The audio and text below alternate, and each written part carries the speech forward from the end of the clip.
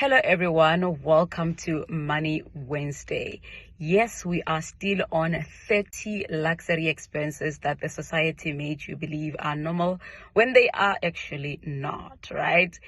As I said, some of these, if not all of them, some of these luxury expenses are going to be touching a nerve. And if you are that one person that it actually touches a nerve won't take offense, look into yourself and ask yourself why it is touching that nerve, right?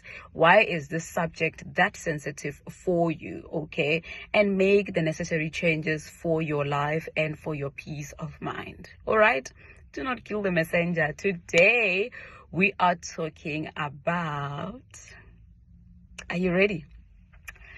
The fact that owning a home isn't for everyone.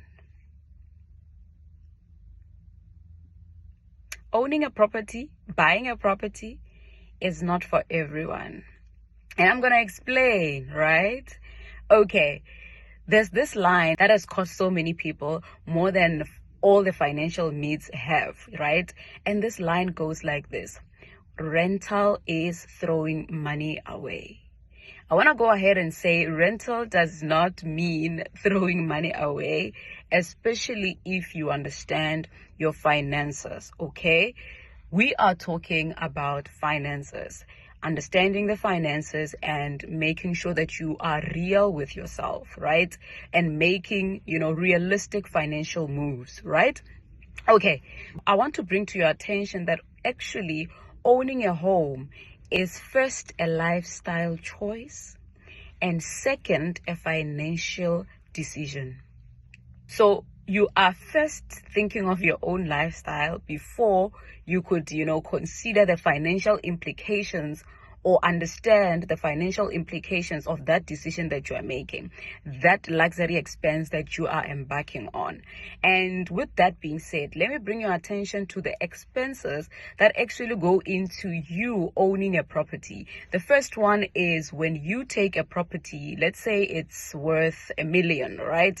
You are going to a bank and saying, bank, I would like to buy this property, but I don't have $1 million. So would you, check my credit score and check if I qualify?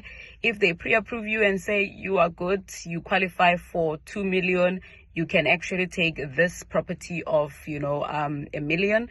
The bank will pay the seller the million, right?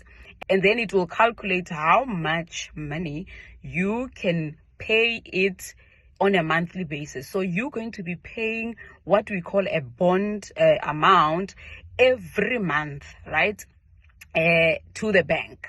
That's the first amount or expense that is coming as a result of you owning a house, right? You just having your name on a title deed. Okay, not a bad thing, but it's not for everyone. The second thing that you have to consider, the second expense, is the levies.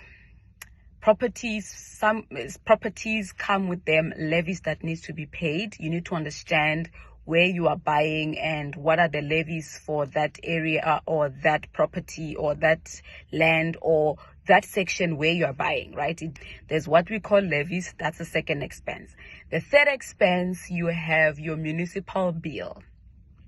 The municipality is going to be sending you some bills to pay on a monthly basis. The third thing that you have to think about is now their insurance for that property. It's a lot, ne? Already we are on 4. Their insurance for that property. And then the fifth thing is lights. I mean, we don't live in the dark. We are children of the light, right? So the electricity is on prepaid or is on what, but that bill comes to you, you have to pay it. So already we have counted a minimum of 5 expenses that you have to face every month because you had your name written on a piece of paper that is called a title deed. Do you think it's worth it? If you look at your finances and all those small expenses, or rather the 5 expenses that I mentioned, get out of your, income, and you still, I buoyant man, you are still okay, then tell what you may, bona, go ahead and enjoy your money, okay? But all that I am sharing this for is for us to be very realistic with ourselves based on the income versus expense, right? Be very realistic with the kind of life that you want to live. Are you buying a property for lifestyle or for, financial reasons, right? On the YouTube channel, I would put a longer video where you can actually approach property owning in the direction of business, right? Being in real estate. I've already mentioned it in the video where I shared different categories of investments and I spoke about real estate. It can be used as a business or in a business model, and you can use it to, generate you some income, right? But if it's primarily going to be a place of residence for you, zanga, you need to be very realistic with, your financial status, and check that if you incorporate all these expenses that I mentioned, the 5 that I already mentioned, how much remains from your salary or from your income, and can you still survive the upcoming days of the month after you would have paid all those expenses. If it is indeed feeling like a luxury expense, my advice would be continue with renting.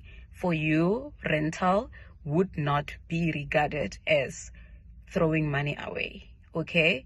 Just be realistic with yourself, be honest with yourself, with your situation, and work really hard to get to a point where you can, own multiple properties. It's a nice feeling, I promise you.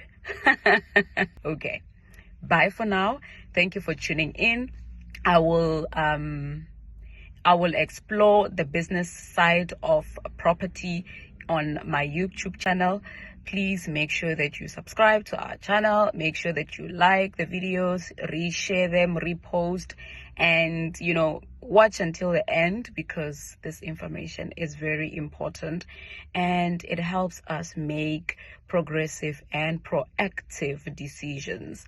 Okay, thank you so much for tuning in to our Money Wednesday. Let's meet next week for another episode of 30 luxury expenses that the society has made you believe are normal when they're actually not. Okay, bye for now.